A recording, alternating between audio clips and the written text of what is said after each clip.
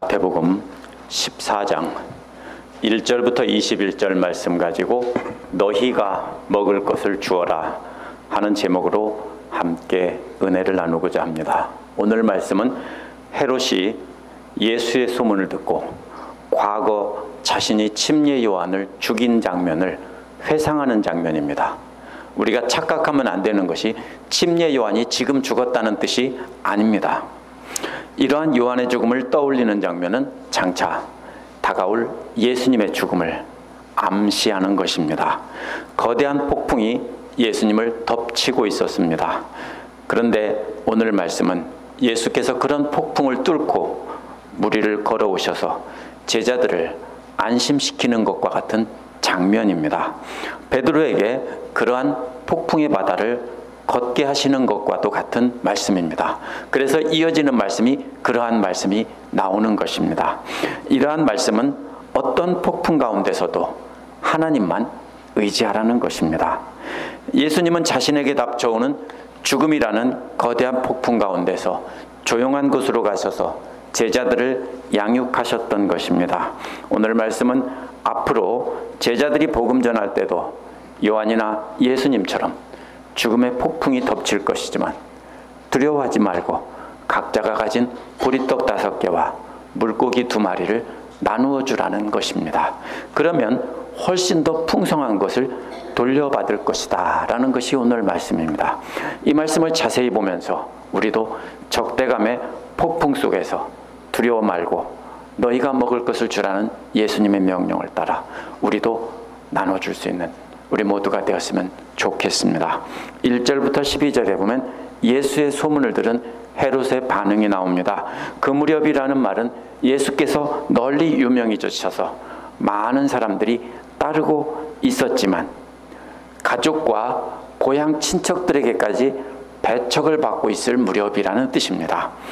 예수님의 가르침과 기적을 보고 많은 사람들이 믿고 놀라며 따르게 되었습니다. 그렇지만 그와 비례해서 또 배척하는 사람들도 늘어나게 되었던 것입니다. 그 중에서 가족들과 고향 친척들은 예수님을 배척하는 사람들의 한 무리를 예로 든 것입니다.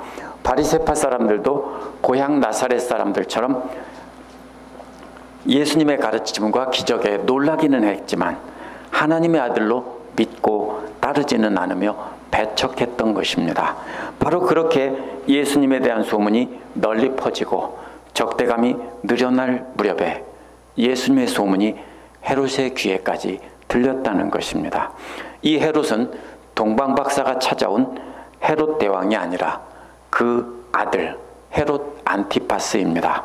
헤롯 안티파스는 그 신하들에게 말하기를 이 사람이 바로 침례 요한이라며 그가 죽은 사람 가운데서 살아났다고 했습니다. 그렇기 때문에 그 안에서 이런 놀라운 능력이 움직이는 것이라고 했습니다. 여기서 마태가 전하는 초점은 소문과 함께 커져가는 적대감입니다.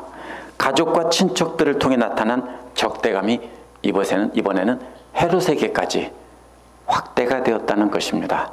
초점은 예수님의 소문이 헤롯에게 퍼지면서 예수님에 대한 적대감도 그렇게 가족과 친척에서부터 통치자까지 모든 사람들에게 커져갔다는 것입니다.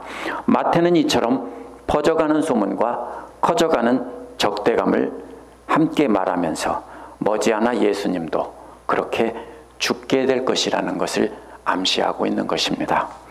그래서 이러한 반응은 사실 아직 예수님이 갈릴리 지역에서는 요한만큼 유명해지지는 않았다는 뜻입니다.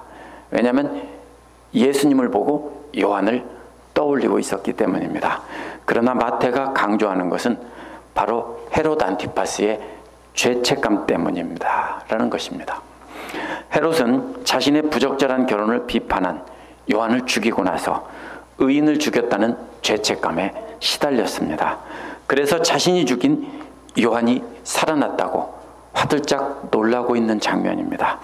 헤롯을 비롯한 유대교 지도자들은 예수님의 말씀에도 역시 죄책감을 느끼게 될 것입니다. 이어서 헤롯이 왜 그렇게 반응했는지 설명을 하고 있는데요. 헤롯은 자기 동생 빌립의 아내 헤로디아 때문에 라고 설명을 합니다. 헤로디아 때문에 요한을 감옥에 가두었다라는 것입니다. 어떤 일이 있었냐면요. 헤롯 안티파스가 로마에 갔을 때 로마에 살고 있던 동생 빌립의 집에 머물렀는데 그때 동생의 아내와 눈이 맞았던 것입니다. 그래서 헤롯 안티파스는 그 당시에 그러나 이미 나바티아 왕국, 아라비아 사막에 있는 나바티아 왕국의 왕 아레타스의 딸과 정략 결혼을 한 상태였습니다. 그런데 헤로디아와 결혼하기 위해 아레타스의 딸과 이혼을 했던 것입니다. 그러자 이 아레타스 왕은 헤롯에게 보복을 하기 위해 군대를 끌고 와서 헤롯의 군대를 거의 전멸시켰고 헤롯까지 죽일 상황에서 로마가 개입해서 말렸습니다. 그래서 헤롯 안티파스는 목숨을 건지고 살아남았던 역사가 있습니다. 요한은 동생의 아내를 차지하는 것이 옳지 않다고 말했던 것입니다. 여기서 말했다는 말은 계속해서 반복적으로 말했다는 것입니다. 그래서 세 번역은 여러 차례 반복적으로 말했다 이렇게 잘 번역했습니다. 그래서 헤롯 안티파스는 요한을 체포해서 가둔 것입니다. 신명기 25장 5절에 보면 형제가 죽었을 경우에 형제의 아내와 결혼해서 대를 잇게 하는 것은 의무입니다. 그러나 헤롯 안티파스의 경우는 동생이 살아있는 경우에 동생의 아내와 눈이 맞은 것이기 때문에 이런 경우는 아닙니다. 이 경우는 레위기 18장 16절과 20장 21절에서 분명히 금지하고 있는 결혼입니다. 그래서 요한은 말씀에 비추어 볼 때 당신은 옳지 않다라고 목숨 걸고 이야기했던 것입니다. 당시 사회는 오늘날과 달리 하고 싶은 말을 하거나 글로 쓸 수 있는 자유가 없었습니다. 특별히 통치자의 성품에 대해 공개적으로 비난하는 것은 자살행위였습니다. 로마에서 어떤 황제들의 경우에는 사적인 자리에서 비난한 것도 처형시킨 역사가 있습니다. 이런 시대 상황에서 자신의 잘못을 계속해서 말하는 요한은 죽음을 각오하고 말한 것입니다. 아마 왕에게 직접 말하지는 않았을지 모릅니다. 그러나 그러한 것은 율법에 어긋나고 하나님 뜻에 어긋난다고 계속해서 말을 했을 겁니다. 그래서 헤롯 자신도 요한을 죽이고 싶었다고 했습니다. 그러나 무리들이 요한을 선지자로 여기기 때문에 그렇게 못했다는 겁니다. 헤롯은 하나님은 두려워하지 않지만 사람들은 두려워했던 사람입니다. 그러다가 기회가 왔습니다. 헤롯의 생일날 헤로디아의 딸이 손님들 앞에서 춤을 춰서 헤롯을 즐겁게 했다고 했습니다. 이런 생일 잔치는 먼저 신탕 먹는 잔치가 먼저입니다. 그 당시에 얼마나 많이 먹는지 먹다가 로마 사람들은 먹다가 뒤에다가 토하는 자리를 놓고 이렇게 토한 다음에 또 먹었다고 합니다. 이렇게 신탕 먹은 다음에 그 다음에는 술 파티를 합니다. 그때 야한 춤을 추거나 음탕한 행동을 하는 것은 흔한 일이었습니다. 그런데 그런 자리에 왕의 가족이 나와서 춤을 춘다는 것은 사실 있을 수 없는 일입니다. 그렇기 때문에 이것은 분명히 헤로디아가 계획해서 그런 자리에 술자리에 자기 딸을 내보낸 것입니다. 헤로디아는 헤롯이 취하기를 기다렸다가 자기 딸을 그때 내보내서 춤을 추게 해서 이렇게 왕을 즐겁게 한 것입니다. 헤롯은 취한 상태에서 헤로디아의 딸에게 뭐든지 다 원하는 거는 다 주겠다라고 했습니다. 맹세까지 했습니다. 그 춤이 야한 춤이었는지 아니었는지는 알 수 없습니다. 분명한 것은 헤롯은 취해서 많이 취한 상태에서 함부로 맹세까지 했다는 것입니다. 여기서 헤로디아는 자기 어머니가 시키는 대로 말했다고 했습니다. 이 시킨다는 말은 가르침을 받아서 말했다는 뜻입니다. 이 말은 신명기 6장 7절에서 부지런히 가르친다는 말에서 가르치라는 말에서 나옵니다. 부모에게 신명기 기록자는 부모에게 마음을 다하고 힘을 다하고 뜻을 다해서 하나님 사랑하라는 것을 자녀들에게 가르치라고 했습니다.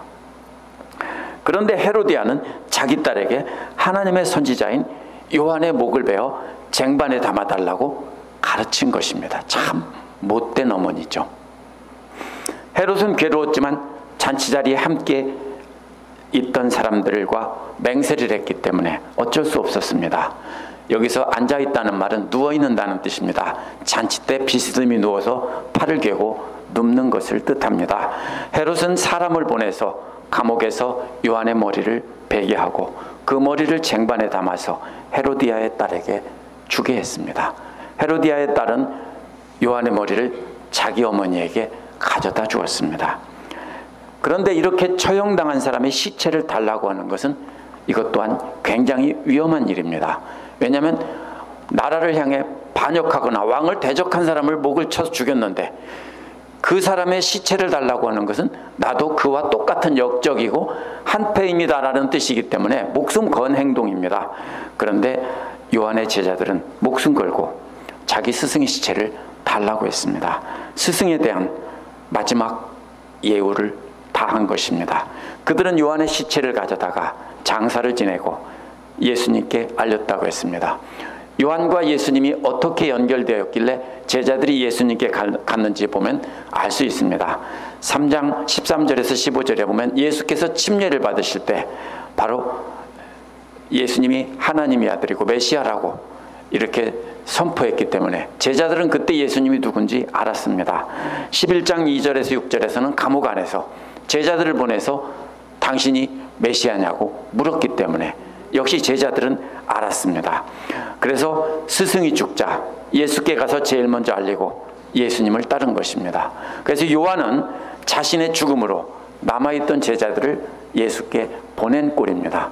요한이 살아있을 때 예수님에 대해서 말하고 예수님에 대해서 가르치지 않았더라면 제자들은 요한이 죽은 뒤 예수님께 가지 않았을 것입니다. 이 부분에서 마태가 증거하고 있는 것은 예수님의 소문이 퍼지며 적대감이 점점 드러나고 있었다라는 것이지 요한 얘기를 하려고 하는 것이 아닙니다. 예수님의 소문을 들은 헤롯은 과거 자신이 잘못한 죄를 떠올리면서 괴로워하고 있는 것을 소개한 것입니다. 악한 죄를 지면 어떻게 합니까? 우리도 보면 악몽을 꾸고 꿈에서 깨어나고 막 이런 장면이 나오죠. 드라마 같은 데서도 보면요. 바로 그런 장면입니다. 이러한 죄책감은 그러나 회개로 이어지지는 않았습니다. 헤롯과 같은 정치 지도자들이나 대제사장들과 그들을 따르던 유대교 지도자들도 예수께서 전하시는 말씀과 능력을 보고 듣고 죄책감은 느꼈지만 회개하지는 않았습니다. 마태는 이 부분에서 그들은 죄책감을 느끼지만 자신들의 죄를 감추려고 예수를 죽일 것을 암시하고 있는 것입니다. 이제 이 부분에서 말하고 있는 마태의 중심은 이제 예수님의 죽음도 곧 다가온다는 것입니다. 13절에서 21절은 무리를 불쌍히 여기시는 예수님의 장면이 나옵니다. 이어지는 오병이어의 기적은 앞부분과 동떨어진 내용으로 생각하고 우리가 읽기 쉽습니다. 그런데 13절은 예수께서 그 말을 들으시고 그곳을 떠나셨다라고 했습니다. 예수께서 헤롯을 두려워서 떠난 것이 아닙니다. 마태복음 4장 12절에 보면 이미 예수께서 광야에서 마귀에게 시험을 받은 뒤에 요한이 잡히셨다는 소식을 듣고 갈릴리로 가셨다 이렇게 기록하고 있습니다. 갈릴리가 어디입니까? 헤롯의 영토입니다. 그렇다면 예수님은 요한이 죽은 뒤에 갈릴리로 가셔서 공생애를 시작하셨다는 겁니다. 왜냐하면 요한이 자신의 선구자로 길을 닦았는데 그가 죽었기 때문에 이제 사역이 시작된다라는 신호탄으로 알고 바로 헤롯 왕이 다스리는 지역으로 들어갔다는 것입니다. 그렇기 때문에 바로 헤롯이 요한을 죽였기 때문에 무서워서 피한 것이 절대로 아닙니다. 이 일은 그 일이 있은 지 한참 뒤의 일입니다. 헤롯 안티파스가 요한을 죽였는데 헤롯의 영토로 들어갔기 때문에 예수께서는 헤롯을 피해 도망간 것이 절대로 아닙니다. 상당한 시간이 흐른 뒤에 헤롯이 과거에 자신의 잘못을 돌이키며 악몽처럼 떠올리는 장면이 오늘 말씀에 요한을 죽인 이야기입니다. 예수께서 가버나움을 떠나신 것은 14장 1절에 나온 대로 자신의 소문이 널리 퍼진 것 때문입니다. 이제 예수님의 소문이 널리 퍼져서 궁 안에 있는 헤롯까지 들어갔다는 것입니다. 궁 안에 있는 사람들이 가장 귀가 어둡기 마련입니다. 뭐만 합니까? 신하들이 들려주는 것만 듣고 알 수 있습니다. 그런데 이제 헤롯의 귀에까지 들어갔다는 겁니다. 헤롯의 궁이 어디 있었냐면요, 디베리아에 있었습니다. 갈릴리의 수도가 디베리아인데요, 지도를 보면 가버나움에서 해변을 따라 8마일 남쪽에 있습니다. 정말로 가깝죠? 그러면 가버나움과 헤롯이 있는 디베리아는 겨우 8마일 떨어진 곳입니다. 헤롯 궁과 가까운 곳에서 계속 제자들을 가르치는 사역을 하다가 이제는 예수님의 소문이 헤롯 궁까지 퍼져서 시끄럽고 제자들을 훈련시키는 사역을 제대로 할 수가 없다라고 판단되자 한적한 곳으로 제자들을 데리고 떠나신 겁니다. 마태복음 12장 15절에서도 당시 수도인 디베리아는 마태복음 12장 15절에서도 역시 그런 내용이 나옵니다. 따라서 예수께서는 두려워서 피한 것이 아니라 더 이상 헛된 소문으로 헤롯을 자극하지 않으려고 이렇게 한 것입니다. 15장 15절에서도 그곳을 떠났다는 말이 나오는데요, 무서워서 떠난 것이 아닙니다. 그래서 예수께서는 항상 한적한 곳으로 떠나가실 때는 기도하시거나 제자들을 훈련시키려고 할 때 떠났지 도망가려고 피한 적은 한 번도 없습니다. 그런데 예수님의 계획이 소용이 없게 되었습니다. 예수님은 헤롯을 피한 게 아니라 무리들을 피한 거였는데, 예수님이 배를 타고 갈릴리 호수를 가로질러 가는 것을 보고 해변에 있던 무리들이 그 배를 보고 쫓아왔기 때문입니다. 갈릴리 호수는 그리 큰 곳이 아닙니다. 그래서 해변의 도시들에서 보면 멀리서 배가 가는 것이 보입니다. 그거를 보고 육지를 달려서 이렇게 먼저 예수님이 도착할 곳으로 먼저 온 것입니다. 그래서 이것은 제자들을 가르치려고 은밀한 곳으로 건너가는데 이미 많은 사람들이 보고 달려오는 것입니다. 그래서 배에서 내리실 때 이미 큰 무리가 먼저 도착해 있는 것을 봤습니다. 상식적으로 생각해 보십시오. 물론 배가 빠르지는 않습니다. 왜냐하면 천천히 노를 저어가는 배이기 때문에 빠르지는 않습니다. 그러나 어쨌든 반원형을 가로질러 가는데 사람들은 돌아가는데도 그곳에 먼저 와 있었다는 것은 사람들은 달려서 왔다는 뜻입니다. 예수님을 놓치지 않기 위해서 수많은 무리들이 달려왔습니다. 그래서 큰 무리가 모여 있는 것을 보고 예수님은 불쌍히 여기셨습니다. 불쌍히 여기셨다는 말은요, 부모가 자기 새끼가 불쌍한 처지에 있는 것을 보고 가슴이 찢어질 듯 아프다, 이런 말과 같은 말입니다.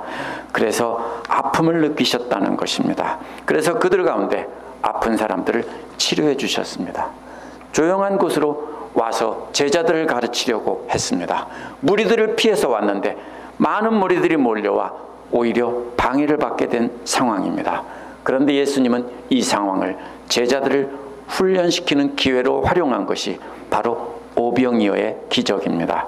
제가 억지로 꿰맞추는 게 아니라 오병이어의 기적에서 예수님과 제자들 사이의 대화를 보면 이것은 분명히 제자들을 훈련시키기 위해서, 제자들을 위해서 보여주신 기적입니다. 아픈 사람을 치료하다 보니 날이 저물어 저녁 때가 되었습니다. 예수님은 무리들을 보고 불쌍히 여기셨다고 했는데 제자들은 그런 마음이 전혀 없습니다. 뭐만 불편합니까? 많은 손님들을 대접할 것 때문에 걱정만 됩니다. 그래서 예수님한테 뭐라고 합니까?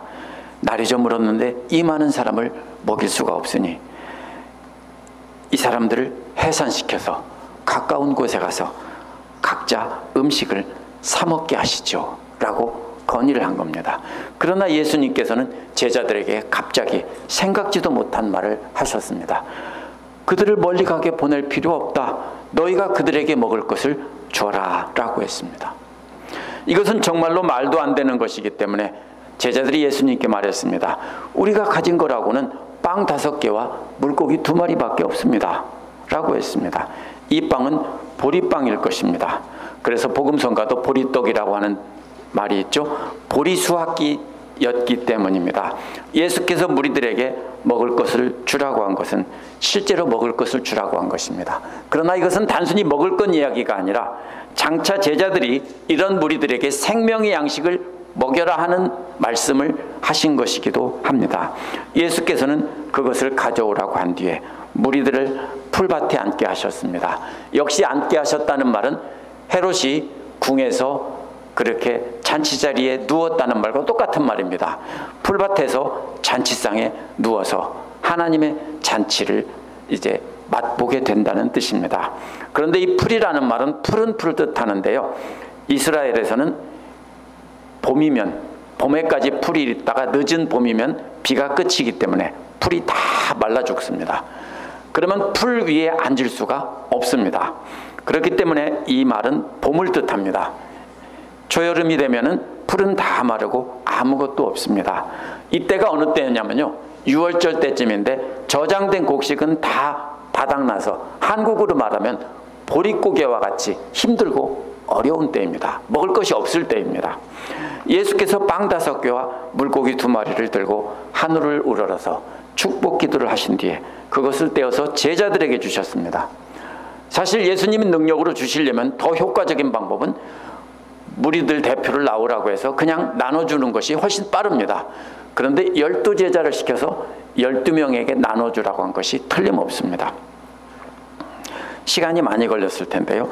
이처럼 제자들이 내놓은 걸 가지고 축복 기도한 뒤에 제자들에게 나눠주게 하신 것은 제자들을 훈련시키려는 것입니다.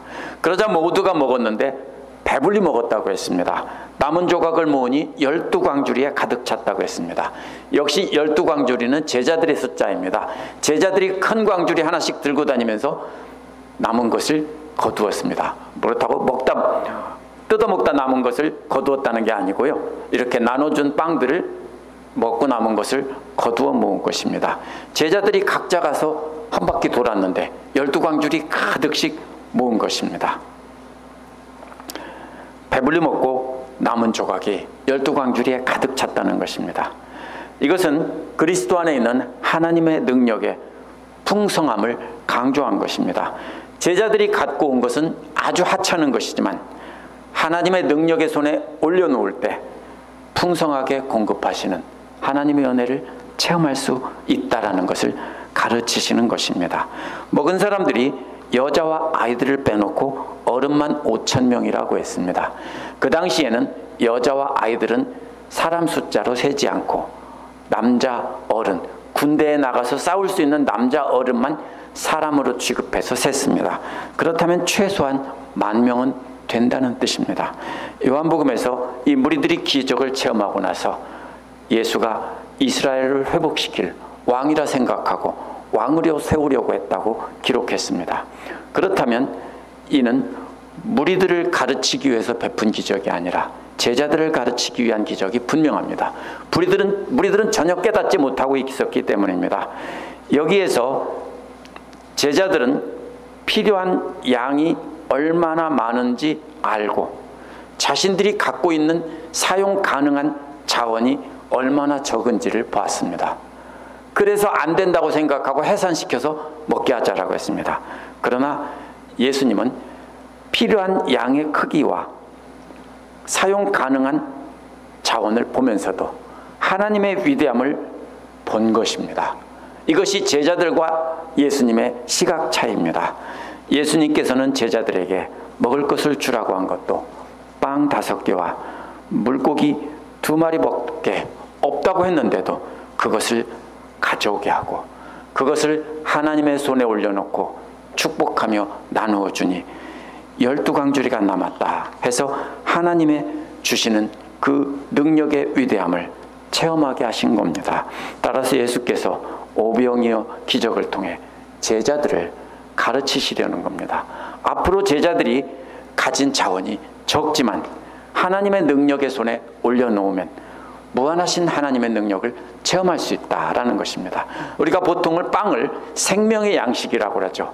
이것을 상징적으로 해석한다면 예수님은 제자들이 가진 말씀이 부족하지만 그것을 나누어 줄 때 풍성히 놀라운 은혜를 체험하고 또 거둘 수 있다라는 라는 것입니다. 오늘 말씀은 예수께서 점점 퍼져가는 소문들이나 적대감 때문에 두려워하지 않고 하나님의 뜻에 따라 제자 양육을 위해서 질서 있고 신중하게 행동하셨다는 것입니다. 제자들 역시 사람들에게 박수갈채 받거나 목숨 위협을 받을 때에도 예수님처럼 사람들을 양육하는 일에만 집중하라라고 가르쳐 주신 겁니다. 남은 의식을 거둔 것은 제자들을 위한 것이 분명합니다. 때가 저물었기 때문에 제자들도 배가 고팠겠지만 예수님 명령에 따라 사람들에게 먼저 나누어 주었습니다. 예수님의 명령에 따라 자신들의 필요보다 다른 사람의 필요를 먼저 채워줄 때 자신들이 내어놓은 것보다 훨씬 더 많은 것을 거두게 하신 겁니다. 하나님의 명령에 따라 우리가 가진 말씀을 나눠줄 때도, 굶주린 사람들에게 나눠줄 때도 본래 우리가 가지고 있던 것보다 훨씬 더 풍성한 말씀을 깨닫는 하나님의 능력을 우리가 체험하게 됩니다. 해보신 분들은 아실 겁니다. 우리가 가진 작은 말씀을 다른 사람과 나눌 때 우리에게 돌아오는 더 큰 은혜를 체험합니다. 예수님과 예수님을 대적하던 가족이나 친척이나 왕이나 제사장들의 차이는 거룩함의 차이가 아닙니다. 예수님과 대적들의 차이는 불쌍히 여기는 하나님의 마음이 있느냐 없느냐입니다. 하나님의 마음이 없으면 질투심을 느끼고 대적하는 것이고, 하나님의 마음이 있다면 잘하는 일은 박수 쳐주고, 또 불쌍한 사람들이 있으면 하나님의 마음으로 불쌍히 여기는 것입니다. 우리 마음에 질투심이 일어나고 미운 마음이 일어난다면 그것은 우리 마음 안에 지금 하나님의 마음이 없다라는 뜻입니다. 하나님의 마음이 있다면 우리도 예수님처럼 대적하는 자들까지도 모두 불쌍히 여길 수 있게 되는 것입니다. 우리도 우리가 가진 보리떡 5개와 물고기 2마리 같은 작은 말씀들을, 하나님의 말씀들을 하나님의 마음으로 나누어 줄 때 우리도 요한이나 예수님처럼 공격을 받을 수 있다는 것입니다. 그러나 예수님과 요한은 그 말씀과 씨름을 하면서 그대로 전했습니다. 그 결과를 용감하게 받아들여서 둘 다 죽은 것입니다. 우리도 역시 예수님처럼 적대감 속에서 하나님의 말씀과 씨름을 해서 그대로 전해야 합니다. 우리를 죽이려는 적개심 속에서도 조용한 곳으로 가서 우리가 가진 보리떡 5개와 물고기 2마리를 하나님 손에 올려놓습니다. 이렇게 내놓아야 합니다. 그러면 더 풍성한 것으로 우리에게 가득 채워서 한 광주리씩 돌려주신다는 것입니다. 그래서 예수께서는 우리에게도 너희가 먹을 것을 주라 하신 것입니다. 기도하겠습니다.